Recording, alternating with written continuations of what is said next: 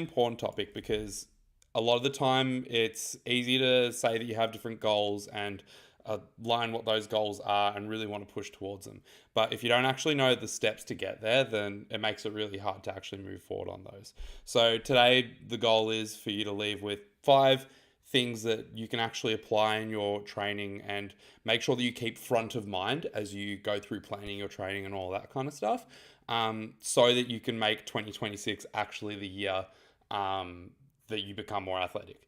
Now, if you're at this video, if you're watching this video right now, you probably have been training in the past few years. I reckon that it's more than likely you don't click on this title unless you're not unless you're already putting in effort but you're not seeing the outcomes. And it's really important that we understand that while putting in some sort of effort, it's always the best start. And like with a lot of people, the game is just let's get some consistency with your training. Once you surpass that level of just having a level of consistency in your training and actually rocking up, once you get past that, it's really important that you then start to hone in on all the little things that are going to actually help that consistency be productive and move you forwards. So if you're very brand new and you haven't ever been in the gym before, you haven't ever done sprints or thought about your athleticism and what you can do to affect it, then my number one thing before we even get into our 5 tips is just start with some consistency. But once you get past that, it's not uncommon to be putting in effort and really plateau really quickly. We always expect that there's going to be more gains at the beginning of training rather than 3 years in, because you've got a whole bunch of newbie gains. Your body's just learning how to actually make use of the muscle, the power that you've got. But and there's a bunch of mechanisms that lead to those newbie gains. But once you get to a certain level, you actually need to start training a little bit different to what you did before so that you can continue seeing those gains. It's very similar to a concept that people talk about a lot of the time, not only in like health and fitness, but also like in business and that kind of stuff, where what you need to do to maintain what you already have or to continue improving might not necessarily be what's gotten you to where you are now. Yeah, it's one thing to start a business and just own a one brick and mortar store. But if you're trying to run a multi-million dollar franchise with lots and lots of different stores and all that kind of stuff, then that is going to be a different strategy. McDonald's is run differently to the little family restaurant around the corner. It doesn't mean the family restaurant is doing it wrong, and obviously people have different goals, but they can't be run the same way. And it's just like this. You can't expect to be an elite athletic person if you're going to continue training the same way that somebody who is just dabbling in fitness trains. So you need to step up and progress how you do things. Really quickly, before we get into the actual steps, I just want to talk a little bit about what my story was with this. So, when I was going through high school and started playing basketball and started refereeing, I I recognized that fitness was a downfall of mine. I wasn't the fastest kid. I was probably actually in most of my teams one of the slower kids. And I got by very much off of using a little bit of size in basketball. So using a little bit of size. I wasn't necessarily that much taller, but I knew how to hold my own body and I was a little bit heavier. So using that and then also knowing all the players, knowing all the defensive structures and being that like team guy that just like puts in a lot of effort and communicates. So that's how I got by in basketball. And then reffing wise, I was always a little bit slower than what I wanted to be. So that kind of held me back as I was going through. And then I dabbled throughout the years, but I never really put a really big focus on it because I don't think that I recognized. I understood that I wasn't the fastest, but I don't think I recognized that it was actually holding me back.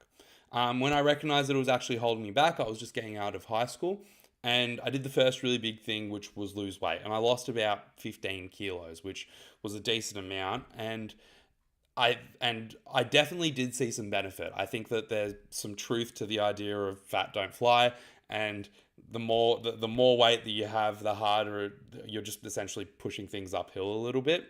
But past that, I didn't necessarily know what to do. I was running a whole lot, just like random 5Ks. I was rocking up to the gym and doing like my bench. I was doing my tricep extensions. I was squatting, but I was kind of directionless and I didn't necessarily know what to do. And over the last 5 or 6 years since then, what I've done is not only go through a course and like learn all of this stuff for myself, but I've also coached a bunch of people and seen a lot of different directions that people have taken to get more athletic. There is no doubt that there is an element of just genetic, growing up background, all that kind of stuff that is going to affect how well you're just going to perform out the gate. But there is a lot that you can do that's within your control after that to affect it. And over the last few years, I've continued to get faster. I've continued to make myself more resilient. So I've been able to perform more often and complete more training throughout the week without it affecting my reffing. And I've been able to do a lot of things that have really, really pushed me forward throughout. And now I actually feel like I'm in a place where I can control where I'm at. Like right now I'm in the middle of off season. I'm not the fastest I've been, but I'm very confident that if I put in a couple, or as I get back into pre-season to build up now, that I'm able to get back to that place that I exactly need to be and continue pushing further. So I think that once you understand the levers that you can pull, you can get a really far way without necessarily needing to just hope and pray. So with that, I think that we're going to get into our 5 steps. Now, with our 5 steps today, it's really important to understand that all of these things are things that you need to think about and apply to your own training. It's not just step 1, then step 2, then step 3. You need to do all 5 of these to continue pushing your athleticism forward. So I'm going to bring this up here. I'll make this guy a little bit bigger, actually. All right. And we're going to go through. So number 1, we want to include all qualities in our training. Now, what all qualities refers to is just our physical qualities. So when we talk about our physical qualities that we can train, we have a few. First, we have at the bottom of the rung, at the bottom of the ladder, the most foundational thing is our hypertrophy or our size. Now, the reason that I say that this is foundational is because if you don't have any level of muscle mass, you don't have anything to make stronger. You don't have anything to make faster. So it's really important that, and this is where a lot of our newbie stuff, our first level stuff starts, but there is a reality where potentially you do need to put on a little bit more muscle so that you can continue. It's not necessarily given, but that is the first quality that we're going to list. Our next quality that we might think about is strength. Okay, so that again, very foundational to everything. Well, I'll talk a little bit more about how this leads into our other stuff in a moment. From there, we might have power, we might have speed, we might have coordination as a quality. I'm actually going to put a space here and a few of these guys. We have coordination. We might also have like, what else might we have for qualities? Really quickly, before we continue on, with our strength and our power and our speed. So essentially, strength is the amount of force that you can produce. So when you're looking at it, the easiest way to think about it might be just like, can you squat 100 kilos? If you can squat 100 kilos, sweet. Power is how quickly we can move that. Okay, so power might be how quickly can I move that 100 kilos? Can I get from the bottom of my squat to the top of my squat in 0.5 seconds, 1 second, 1.5 seconds? Is it 3? Whatever it is. Then speed is just how quickly we can move ourselves over from point A to point B. You might do some speed stuff like with resisted, but your actual like quality that you are developing is your speed, your ability to move from point A to point B as quickly as possible. When it comes to these, power precedes speed, because essentially what we are trying to do when we're moving something powerfully is move more weight, and being able to project out 100 kilos at a certain speed just means, or plus 100 kilos, let's say that you got that barbell on your back, is going to be the foundational thing that then lets us, when we go lighter, to then just push even faster. It's that whole thing of after you hold something really, really heavy, you then take away that really heavy thing, and then you go to pick up something light that you expect to be a little bit, and you just rip it, right? So having it, when you are trying to develop this, power precedes speed. Just like how power precedes speed, our strength precedes our power. So just like I said, power is how quickly you can produce force, or how quickly you can produce force to move something. If you look at it with our strength, if we can only lift 50 kilos, then our power is never going to be higher than that, because our strength is that ceiling. So by moving this ceiling up, we then give power more room to develop, because as you might know, if your maximum is 50, you probably can't actually lift 50 very quickly. Yeah, you might only be able to lift 30 kilos very quickly. So it's the same thing with 100. You are then moving up that ceiling, creating more space, so that you can then move 70, 80 kilos pretty quickly. So that's how I want you to think about it. So even though speed is probably the goal when we talk about athleticism, maybe even power, we still need to develop these two down here. Okay? When we go back to here, so we've got coordination. We might have flexibility as a component. Yeah? We might have our agility or our change, or our COD, our change of direction. There are a bunch of qualities that we can work on. Yeah? We might even have endurance. Actually, I'm going to put endurance up here. So then endurance is how many times we can repeat it. Okay, so if you've got that same 100 kilos, that's our strength. How many times can you repeat that 100 kilos on a squat? The more that you can do it, the more endurance you have, the more likely that you are at the end of a game to be able to continue repeating your efforts. So as we go through, it's really important to think of the idea that we want to include all qualities in our training. Old periodization models back from, I don't know, way back, 90s, 80s, but even just like in Olympic cycles, they work based off of that. So essentially, when you're looking to develop, when you're looking at the forefront of training, you're always looking at the elites. And what are the elites in this kind of stuff? It's Olympians, right? And when you're scheduling something for an Olympian, it is most likely their job. And you also have a 4-year cycle to work off of. So what people used to do is they would have a 6-month period that would be their hypertrophy block. And in that hypertrophy block, they would have very little speed. They would have very little power. Yeah. They would probably be still training their exact sport, but they wouldn't have as much of the other qualities.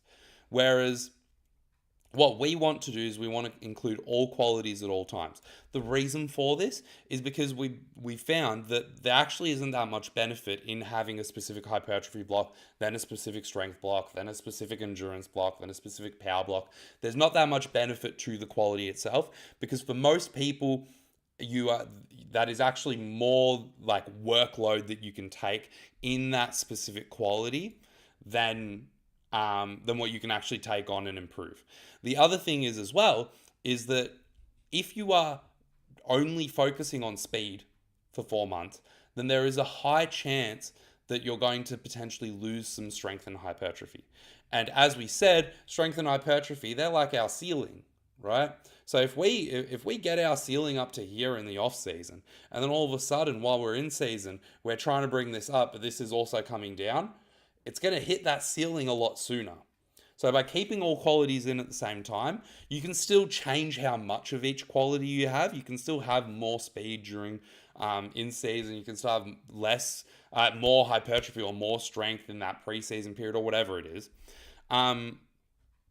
We can change it, but by keeping them in the program, we still maintain some level and potentially allow ourselves to continue to improve in those areas. So rather than it being like hard, like light switches, turning off our hypertrophy and turning on our strength or whatever it is, I like to think of it more as like dimmer switches. Yeah, so you're dimming down the hypertrophy and you're turning up the speed so that you can have a bit more focus on it.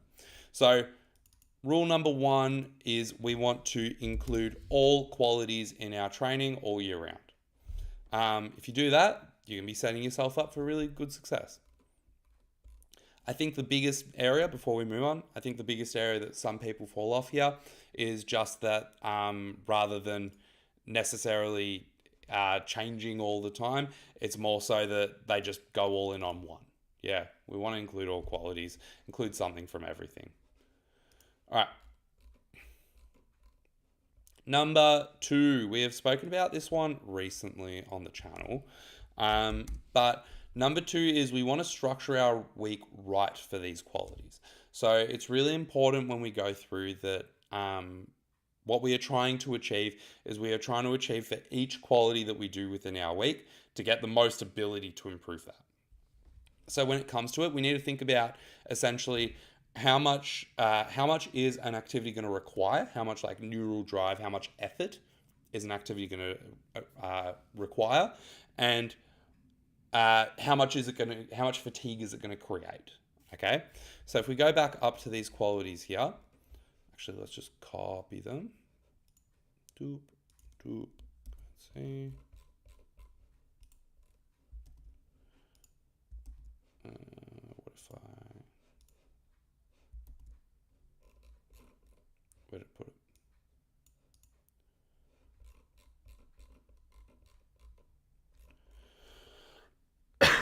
Let's just go here. I'm not having fun with this guy today. Let's see. V. Really? All right, bear with me, because we're going to get into something here. Actually, I just want these ones.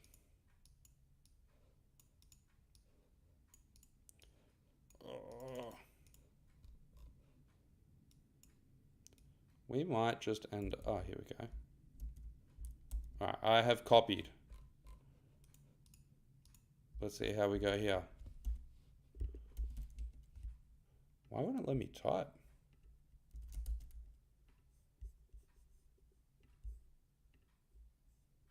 Let's go here. I straight up can't type anymore. That is unfortunate. You know what? We're going to carry on nonetheless.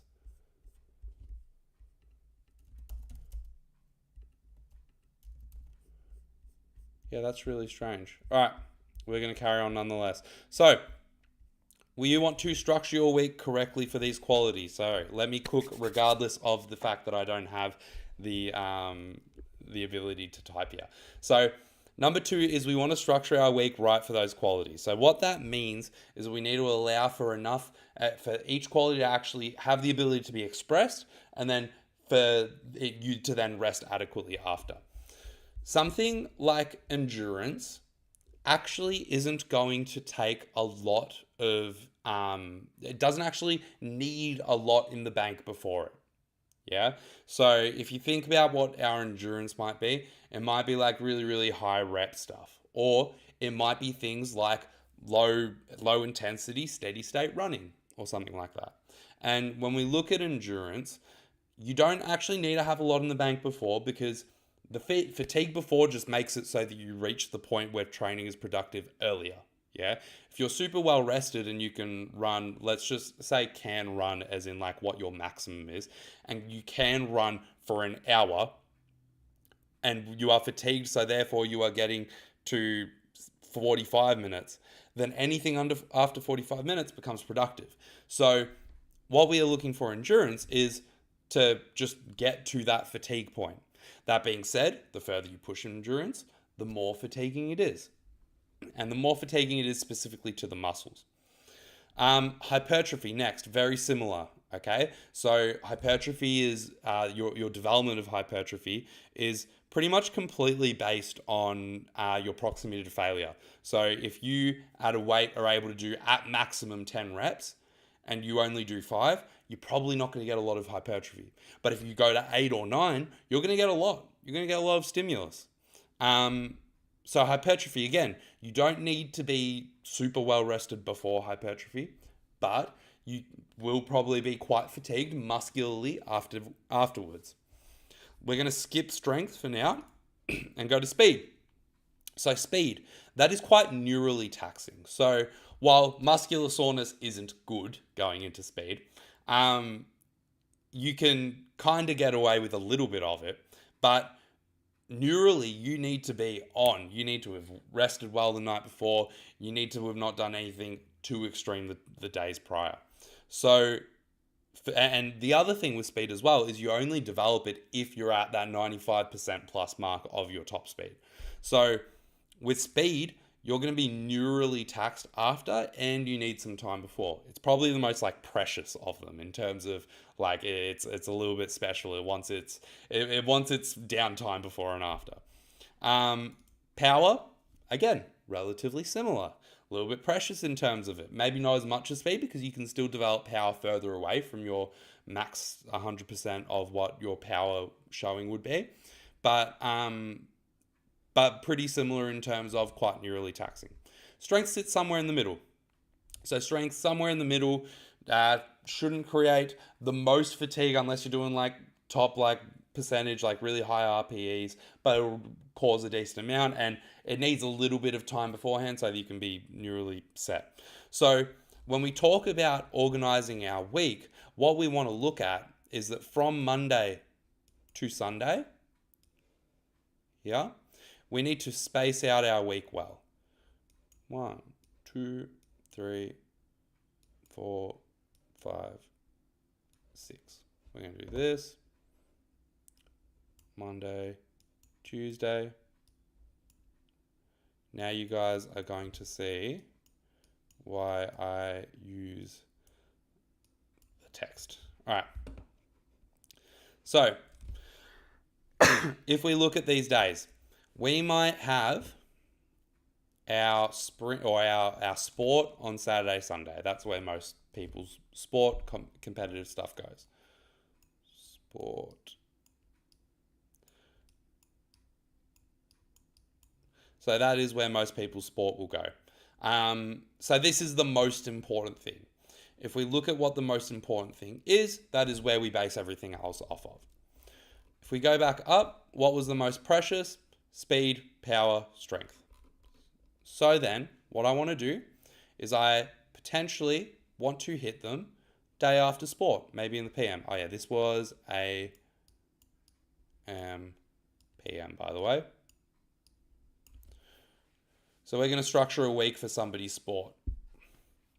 Now, day after, you might be pretty taxed from your game. Yeah?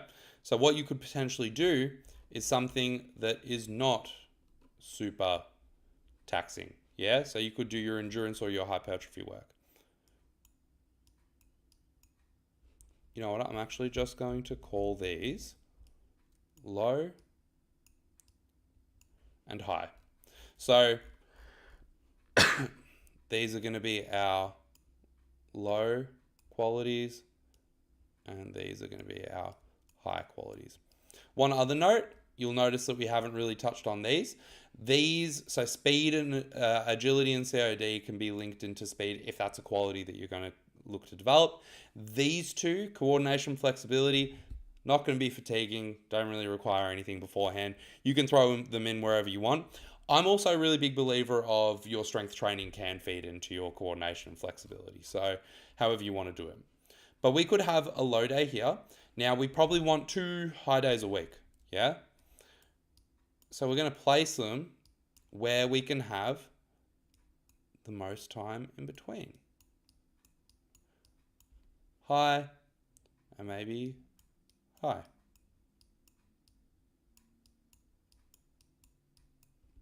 This might be a sprint, this might be a power session, this might be a strength session. Now, the really funny thing with this is that you can probably do sprint into gym sessions and be pretty productive if you have the time to do that. Because what that lets you do is rather than having maybe one of these high days be your sprint session and one of these high days being your strength session, you might be able to fit in 2 of those. And all of a sudden, if you're able to fit in 2 of those, two strength sessions and maybe just 1 sprint or maybe even 2 sprints, then 1, 2, 3, you've got 3 days of strength training here. If you fit your training for your sport around that, you're probably already pretty set. Other than that, you might just look at having like another another low day, maybe like on that Tuesday night or something like that. But this is a pretty good gym slash run schedule.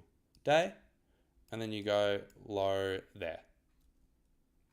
I would caution against doing more than two like really high and really taxing days, especially when you're in sport. Realistically, most people can get away with one sprint and two decent gyms. So that's what I would look at. So number two is structure your week right for those qualities that you're including, because now we're trying to include everything in our week, which we can. It is more than achievable for people. Now, step three, third thing to keep you athletic in 2026, or make you more athletic, in fact, is train with intensity when needed. So this one's going to be a really short one because it's pretty simple. We've already spoken about it in part. So with these qualities, for us to develop them, we need to have a level of intensity. Now, the thing that we need to, I'm going to go to chat space here. The thing that we need to balance here is we need to balance the amount of intensity that we need to put into drive and adaptation with just practice and things that keep us consistent. So if we think about it, what we're trying to achieve is we're trying to achieve consistent training that happens all year round at the highest level of intensity that we can maintain.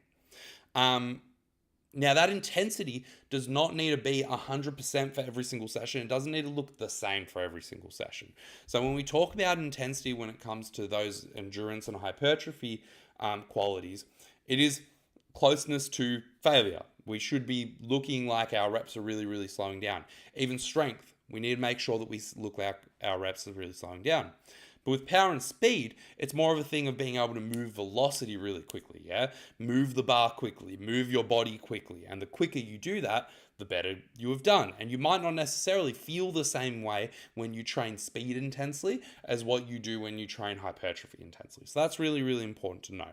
But the next thing that we need to think about as well with that is that when we are training to intensity, that is going to create more fatigue. So it is important that we keep those low days low. It is important that we include those days that we are going to the gym so that we can just move our legs, so that we can just stay active and just move the bar quickly. Yeah, or just just get some coordination or flexibility in. We need to think about which of these qualities are going to give us the most ability to meet that requirement of intensity that we're doing. So as you go through your training, as you select, you can actually denote which days are intense, which is essentially what we've done here. So we've got our high days and our low days in terms of intensity and what qualities we want to hit for that. So have your intensity where you need it. The biggest falling down point that people have here is either going intensely all the time or never knowing what their limits are. If you are I don't know what my limits are, I'm probably taking the gym a little bit too easy kind of person, what I would recommend is on your hypertrophy days or something like that, take a set to AMRAP. So what that means is get it to as many reps as possible, push it as hard as you can until you literally can't move the weight anymore.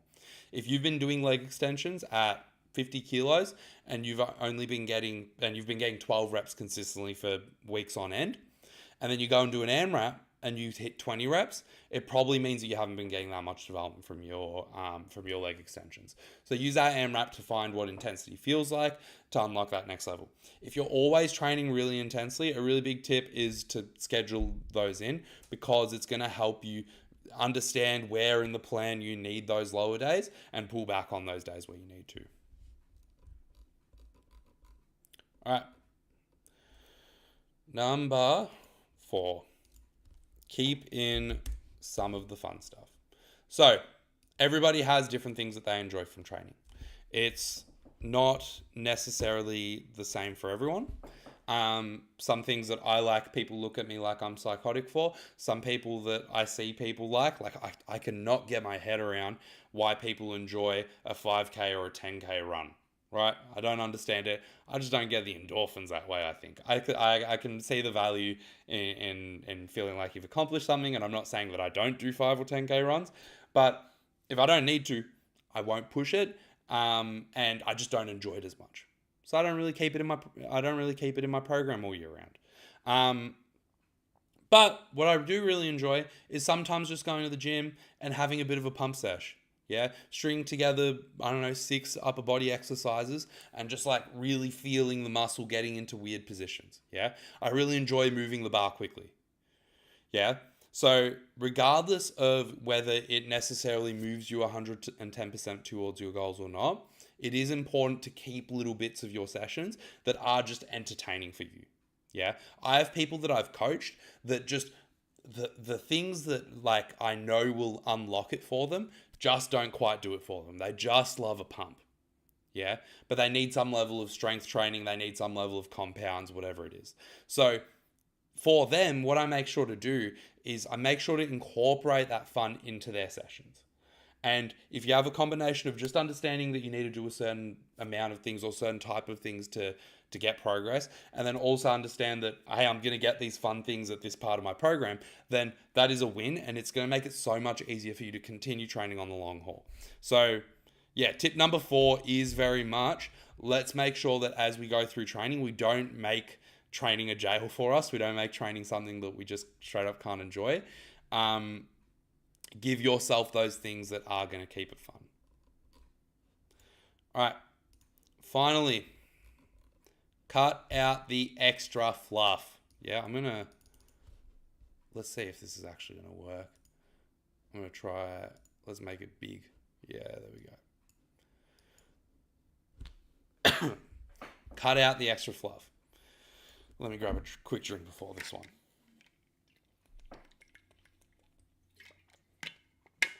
So, when it comes to training, we've established the things that are important.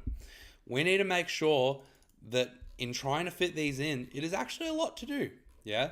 I am not taking away from the fact that this is a lot. It's a lot to focus on. That you need to fit it into your training week and around sport, and I'm asking you to do rest breaks and all that kind of stuff. Let me mute myself for a sec. All right, and trying to fit it in between sport and all that kind of stuff, being able to actually having to do it with intensity every single time. I'm not taking away from the fact that that is that is difficult, and because it is difficult, we cannot afford to just throw in random stuff. We cannot afford to spend 15 minutes of our session doing some weird warm-up on a Bosu ball. We need to make sure that things are productive. Now, if they fit into this fun column, they might not be fluff. Yeah, doing funky games or whatever it is might not be fluff. I want to make that very clear. But you can only, the key word here is some, right? Like we want to have some fun stuff. We want to have a component of things. And realistically, if you only do fun stuff all year round, it becomes a little bit less fun. So you can slot in different things. And if you really like getting a pump and you really like, I don't know, balancing on a Bosu ball, keep Bosu ball for this block and then put in a pump next block, right? But cut out the extra fluff that is currently just adding to the time in the gym and isn't moving you forward on your goals. It's really important that we understand that the more that we just throw in random stuff that we just see on the internet or whatever it is, just because it looks interesting, we're going to make our job harder for ourselves. And especially if you're already struggling to see how all this fits in or just get it done, then that extra fluff is what's going to hold you back. So please, as you go through, do not do all that extra stuff that you don't, that isn't actually getting a benefit. Try something, see if it works, cut it out if it doesn't work, and be brutalist about it, yeah? Extra fluff, also, I'm not just laughing on the Bosu ball people, right? Extra fluff can be things that just aren't working anymore, yeah? If you really, really enjoy, I don't know why you would, Spanish squats or something like that, but they stopped working and they stopped doing anything for you, then let's cut them out for a while and potentially let them back in later. But you need to be very brutalist, and if things aren't working, give them 2 or 3 weeks, but if they aren't working after that point, then you need to cut it. So with that, that is our 5 steps to be more athletic in 2026. Becoming more athletic is one of my goals. I'm still going to be working towards it this year. As I said, I actually had a pretty good year last year in terms of moving forwards on this kind of stuff. So I've been really happy, and it's been a development process over the last few years. But it definitely still is one of my goals. And luckily, I've been really fortunate to get to work with a lot of clients who have also gotten to move forward on this over the last few years as well. So it's a really sick thing. And if you're able to take control of your athleticism, then that's a really great thing, because then you can essentially turn on and off all of your levers and feel the development as it comes. If you have any questions on this, leave it on the comments down below. As I say after every video here, I am constantly working to try and communicate this stuff better. This is all a learning process, but we are distilling all of the confusing stuff in the fitness industry, and not exactly just simplifying it down, but we're simplifying it with a level of context, which means that you can actually understand and apply this stuff yourself. You don't need to rely on somebody else to do it. We are trying to create competent training human beings. If you need any help with it, let me know. Reach out. And yeah, if you have any questions, let me know what you want me to make a video on, essentially. I will see you next time. Thank you guys very much.